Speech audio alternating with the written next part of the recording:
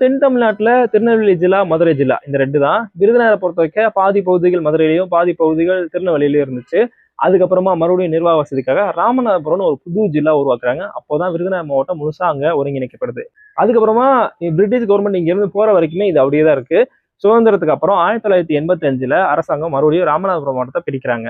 ராமநாதபுரம், சிவகங்கை, விருதுநகர் இதான் அதுக்கப்புறம் பிரிக்கப்பட்டது. இப்போ வரைக்கும் அப்படிதான் இருக்கு. அப்போ கூட விருதுநகர் மாவட்டம் உருவாக்கப்படல. அப்போ உருவாக்கப்பட்டது காமராஜர் மாவட்டம். காமராஜர் மாவட்டம் அதோட தலைநகர் தான் விருதுநகர். ஏன்னா தலைவர்கள் பேர்ல மாவட்டங்களை வச்சிருக்க ஒரு நடைமுறை அப்போ இருந்துச்சு. அதுக்கப்புறமா இதுல ஒரு சில கான்ஃபிளிக்ஸ் இருக்கிறதுனால அரசாங்கம் மறுபடியும் 1997ல ஒரு ஜிஓ பாஸ் பண்றாங்க. அதுல என்ன சொல்றாங்கன்னா, தமிழ்நாட்டுல இருக்க தலைவர்கள் பேர்ல இருக்க மாவட்டங்களுக்கான பேரை மாத்த முடிவு செய்றாங்க. அதாவது தலைவர்கள் பேரை நீக்க முடிவு செய்றாங்க.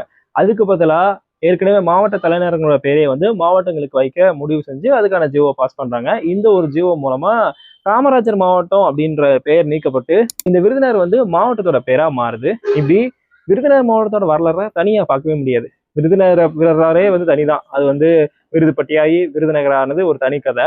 இந்த மாவட்டம் உருவானதே ஒரு பெரிய கதை. இது மதுரையில இருந்தது, திருநெல்வேலியில இருந்துச்சுன்னு நம்ம சொல்லவே முடியாது. ஏன்னா விருதுநகர் மாவட்டத்தோட பகுதிகள் அங்கே இருந்திருக்கு, இங்க இருக்கு. ஒரு மிக்சர் ஆஃப் கல்ச்சரா தான் இப்போ வரைக்குமே விருதுநகர் பார்க்கப்படுது. அதுக்கப்புறம் ராமநாதபுரம் மாவட்டத்துல சேர்க்கிறாங்க. மறுபடியும் காமராஜர் மாவட்டமா வருது. அதுக்கப்புறமா தான் விருதுநகர் மாவட்டம் உருவாக்கப்படுது.